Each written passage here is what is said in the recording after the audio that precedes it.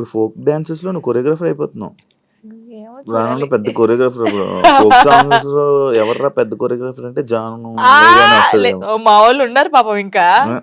అయినా ఇప్పుడు నీ పేరు వినిపిస్తుంది, ఎందుకంటే ఆ, టీవీ షోస్ కానీ అవునవును. ఇప్పుడు షో విన్నర్ కానీ మ్మ్. వస్తుంది తప్పకుండా. Yeah. నీకు ఎన్ని ఛానల్స్ ఉన్నాయి నార్మల్? ఛానల్ జానులిరి బీట్స్ ఉండేది ఫస్ట్. బీట్ అది అయిపోయిందా? బీట్ అయిపోయింది. నిజంగానే అయిపోయింది. ఏ ఏ? చాలా బాధపడ్డాను. ఆ, కొన్ని రీజన్స్ ఉన్నాయి దానికి. ఎవరు నాకు అప్పుడు తీయించారా? తెలియదు ఫస్ట్. ఓకే.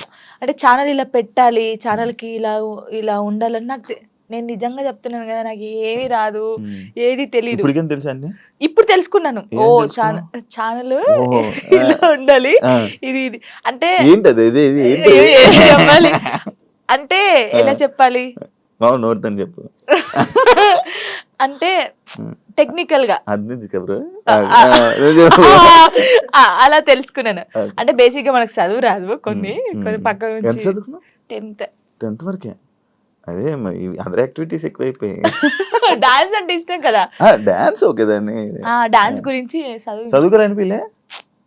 అవునా? ఇప్పుడు 10th తోనే ఆపేసావా చదువు? ఆపేసాను, మొత్తానికి ఆపేసాను. నేను అందుకే లిరిన్ ఎందుకు, ఒరే చదువు బాగా ఇంపార్టెంట్ రా, చదువురా అని చెప్పి వానికి దండం పెడతాను రోజు.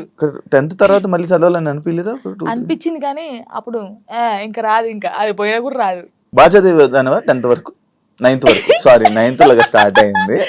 7th వరకు బాగా చదివానులే, 8th నుంచి ఇంక ఇంట్రెస్ట్ లేదు. అయితే మీ లవ్ 8th నుంచి స్టార్ట్ అయింది అలాగా కదా? చూసా? చదవలేదు ఇంకా. చదువు ఇప్పుడు కూడా నాకు ఏదైనా మెసేజ్ వచ్చినా ఏదైనా ఫోన్ యూట్యూబ్ ఉందా నీకు 8th నుంచి? చిన్న ఫోన్ డాడీకి ఉండేది. టెక్స్ట్ మెసేజ్ మెసేజ్ అలా ఏం చేసుకోపోయేటోళ్ళం, చాటింగ్ ఏం చేసుకుంటే ఫోన్లు అలా ఏం లేదు అప్పుడు. దుప్పట్లు. అయ్యయ్యో అంతగా అసలుకే లేదు, లేదు అసలు అస్సలు లేదు. అలాగా ఓన్లీ వెళ్ళి కలిసి హాయ్ కలిసి అప్పుడు డాన్స్ క్లాస్ ఉండేది, డాన్స్ క్లాస్ లోకి వెళ్ళి డాన్స్ నేర్పించేది అలాగలా.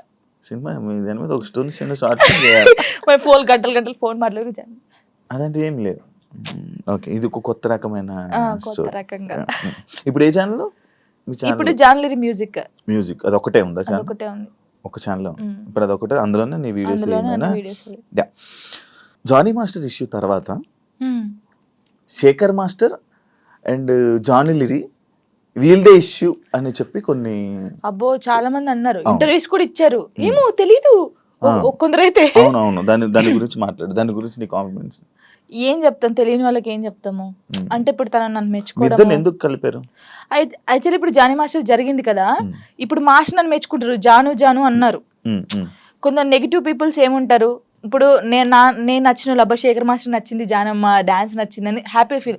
నెగిటివ్ వాళ్ళు, అబ్బా ఈమెను మెచ్చుకోవడం అవసరమా, జాను జాను అవసరమా అని చెప్పేసి ఒక ట్రోల్ క్రియేట్ చేశారు. ఆహా నెక్స్ట్ మీ ఇద్దరు అయితే ఇంకా, అంటే డి నుంచి వచ్చింది కదా ఆ అమ్మాయి కూడా, అలాగాని ఇప్పుడు నేను కూడా అలా డి నుంచి వచ్చాను, ఇప్పుడు మెచ్చుకున్నాడు, అప్పుడు మాస్టర్ ఆమెను మెచ్చుకున్నట్టు ఈయన నన్ను మెచ్చుకున్నాడు, అందుకే మీ ఇద్దరు లైట్ తీసుకున్నాం మేమైతే. నిజంగా మాస్టర్ శేఖర్ మాస్టర్ ఉండడం వల్ల నువ్వు విన్నర్ అయ్యో, ఆయన వెనక ఉన్నారని చెప్తున్నాను. దానికి అసలు మాస్టర్ కి నేను ఎవరో తెలియదు, ఇప్పుడు నేను ఎవరో తెలియదు కాబట్టి అంత ఆ సాంగ్ చేసినప్పుడు వా జాను నేను పెళ్ళైందని తెలియదు, పెళ్ళైందని చెప్పాను, అన్ని చెప్పాను.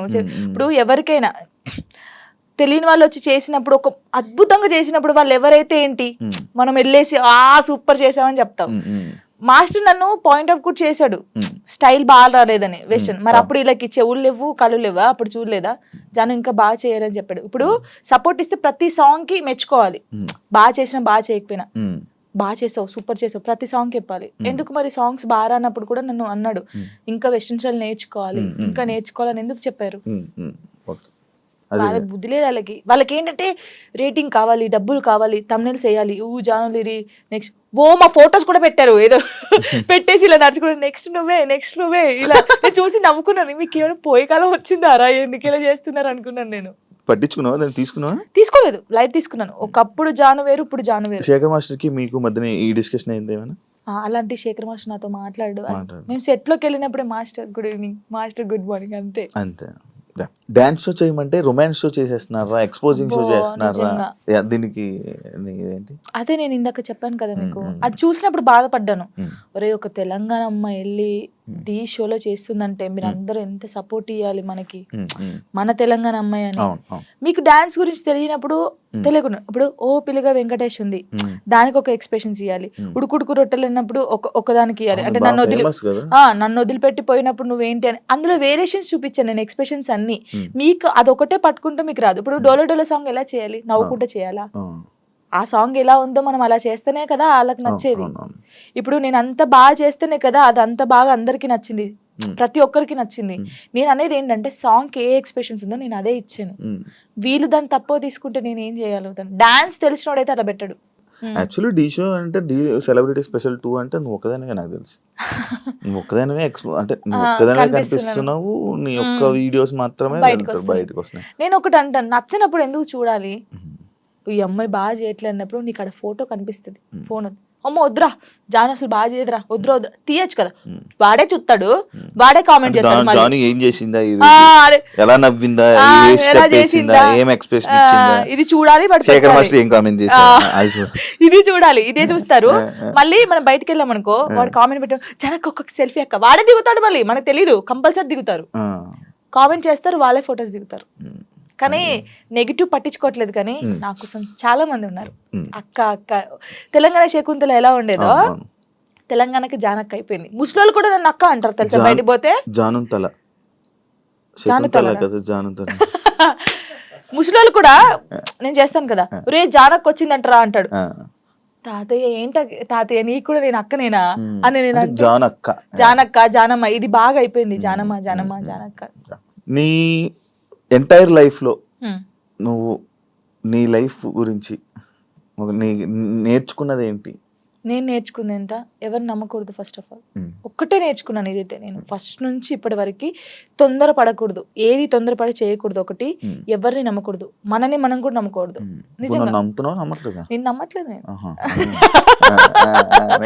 అలా ఇదొకటి. కష్టాన్ని నమ్ముకోవాలి. అంటే మనకి ఎవరో హెల్ప్ చేస్తారు, వీళ్ళ దగ్గర మనం ఇలా ఉంటే హెల్ప్ వస్తుంది అంటే రాదు. నువ్వు ఎలా ఉన్నావో ఫస్ట్ నుంచి లాస్ట్ వరకు నీ క్యారెక్టర్ అలాగే ఉండాలి. ఒక దానికోసం దిగజారిపోకూడదు ఎప్పుడు. ఇవి నిజంగా ఇవి పాటిస్తే మనం కంపల్సరీ ఉంటాం. మన దగ్గర టాలెంట్ ఉన్నప్పుడు నువ్వు ఇంకోని దగ్గర కాళ్ళ పట్టుకోవాల్సిన అవసరం లేదు, వాడే నీ దగ్గరికి వస్తాడు. ఏదో రోజు వస్తారు, చేపించుకుంటారు.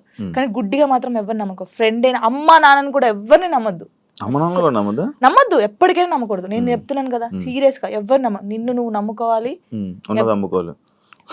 అమ్ముకోకూడదు. ఎవరిని నమ్ముకుంటే అమ్ముకుంటావు, నువ్వు నిన్ను నువ్వు నమ్ముకుంటే అమ్ముకోవు, నీ దగ్గర పెట్టుకుంటావు. అలాగా. Thank you so much. ఈ ఫోక్ డాన్సెస్ అవ్వాలనుకునే వాళ్ళకి, కొత్తగా రాబోతున్న వాళ్ళకి ఏమైనా చెప్పాలనుకుంటున్నా? ఒకటే చెప్తున్నాను, అంటే చాలా మందికి ఉంది, పబుల్ సింగర్స్ ఉన్నారు, అందరికి ఉన్నారు. కానీ కొన్ని సిచ్యువేషన్ జరిగి అక్క ఇలా అడుగుతారంట కదా, నాకే ఫోన్ చేసి అడిగారు చాలా మంది. అడిగారు రా, అందరు అలా ఉండరు, నీ దగ్గర టాలెంట్ ఉందా, నువ్వు వచ్చి చూపించుకో, కంపల్సరీ ఒక్క సాంగ్ అయినా హిట్ అవుతుంది. ఆ హిట్ ఒకటే హిట్ అవుతుంది ఎవరికైనా, ఆ హిట్ అయినప్పుడు ఇంకా ఛాన్సెస్ వస్తాయి, మీరు రండి. నేను అందరికి చెప్పేది ఒకటే, టాలెంట్ ఉంటే ఆగిపోకండి. పేరెంట్స్ ఉన్నారనుకో, పేరెంట్స్ కి అర్థమయ్యేటట్టు చెప్పండి, నేను ఇది తప్ప ఇంకోటి చేయలేను, నాకు ఇది కావాలని ఉంది, వాళ్ళని ఒప్పించుకొని బయటికి రండి. సింగర్స్ అయినా డాన్సర్స్ అయినా ఎవరైనా. నా లైఫ్ లో నేను డౌన్ అయినప్పుడు నాకు ఎవరు సపోర్ట్ చేయలేరు. నిజంగా శివ గారు, నేను హైదరాబాద్కి వచ్చినాక 2 months 3 months బెడ్రూమ్ నుంచి బయటికి రాలేదు,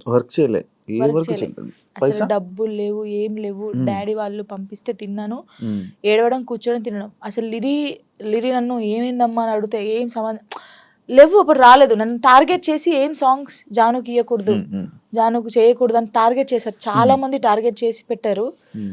అసలు ఎవరు నాకు సపోర్ట్ చేయని టైంలో నేను ఉన్నాను, బాగా గట్టిగా ఉండి ఒక సాంగ్ వచ్చింది, మళ్ళీ ఆ సాంగ్తో వెళ్ళాను. బేసిక్ గా నాకు అప్పుడు చిన్నప్పుడు ఏం తెలియదు, కమ్లీ డాడీ అని డిఓపి, హరీష్ అన్నయ్య, శివన్నయ్య అని చెప్పేసి, బబ్బుల్ అనే, వీళ్ళందరూ కెమెరామెన్స్, ఫోక్ ఇండస్ట్రీ చాలా బాగా చేస్తారు, ఒక్కళ్ళది ఒక్కొక్క స్టైల్.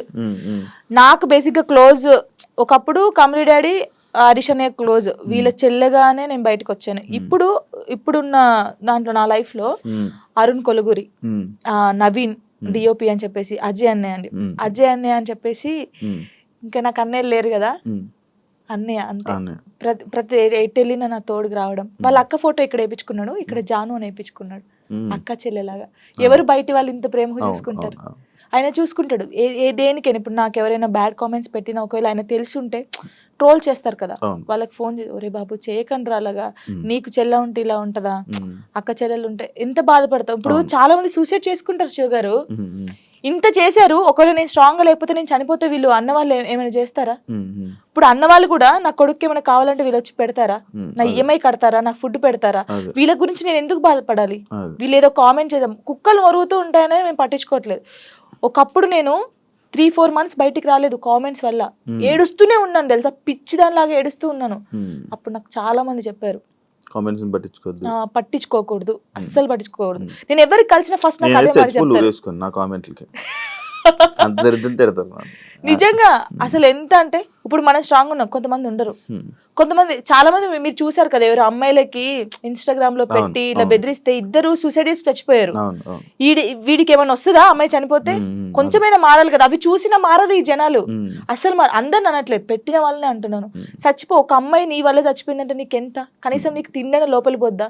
ఎలా నిద్రపోతున్నాడో ఆడ నాకు తెలియదు, కానీ ఇది ఒకటి అదుపులుంటే మనం చాలా పైకి వస్తాం శివ గారు, నిజంగా చెప్తున్నాను.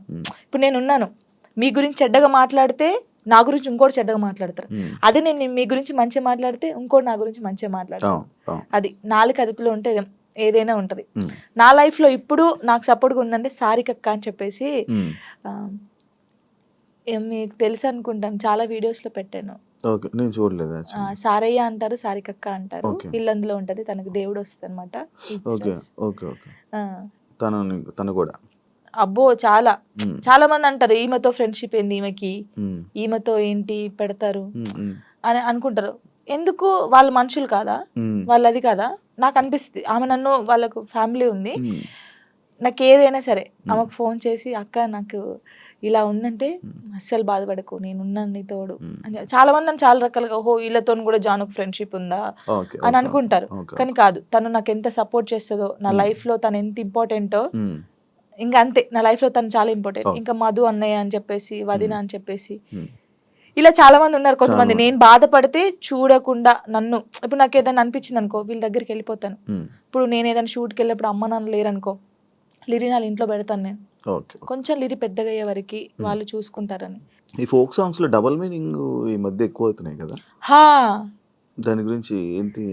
ఇంకా వాళ్ళు ప్రొడ్యూసర్స్ సాంగ్స్ పోవాలని పెట్టుకున్నాం, మనమైతే ఎప్పుడు చేయలేదు డబుల్ మీనింగ్ సాంగ్స్. అంటే వింటా నేను, అందుకే సాంగ్ ఇందులో ఏమైనా ఉందా, ఇందులో ఏమైనా, తర్వాత సారీ అన్న ఈ సాంగ్ నేను చేయలేను. ఫస్ట్ మనం ఏం చేస్తామో ఎక్కువైపోతుంది ఎందుకు ఈ మధ్య బాగా, ఇక వాళ్ళకి తెలియాలి మనం ఏం చేస్తాం దాన్ని, అంటే వ్యూస్ కోసం. చేయవు కదా, నువ్వు చేయవు కదా, అసలు నేను సచ్చినా చేయను అలాంటి. మరి అలాంటి సాంగ్స్ ఫోక్ డాన్స్ చేస్తారు కదా, మరి వాళ్ళని ఏమనొచ్చు? వాళ్ళు ఏమొచ్చు అంటే వాళ్ళు మరి డబ్బుల కోసం చేస్తున్నారో, లేకపోతే ఇలాంటి సాంగ్స్ ఫేమ్ అయితే ఫేమ్ అవుతానని చేస్తారు.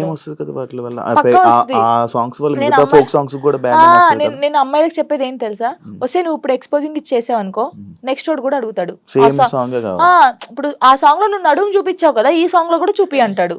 నువ్వు ఫస్ట్ చేసిన దాన్ని బట్టే ఉంటది. నేను అమ్మాయిలకి ఇదే చెప్తాను. కొంతమంది అమ్మాయిలు తిట్టుకోవచ్చు, అబ్బాయి ఏమేంద్రా నాయన ఏమి ఇట్లా చెప్తుందని, కానీ మనం ఫస్ట్ ఏది చూపిస్తామో ఫస్ట్ ఇంప్రెషన్ ఇస్ బెస్ట్. అప్పుడే ఇంకొకటి కూడా అరే ఈ సాంగ్ లో ఇలా చేశానండి ఇట్లా వాడు ఆహా ఆ సాంగ్ లోనేమో ఎక్స్పోజింగ్ ఇస్తావు, ఈ సాంగ్ లో ఇయ్యవా అడుగుతారు కదా.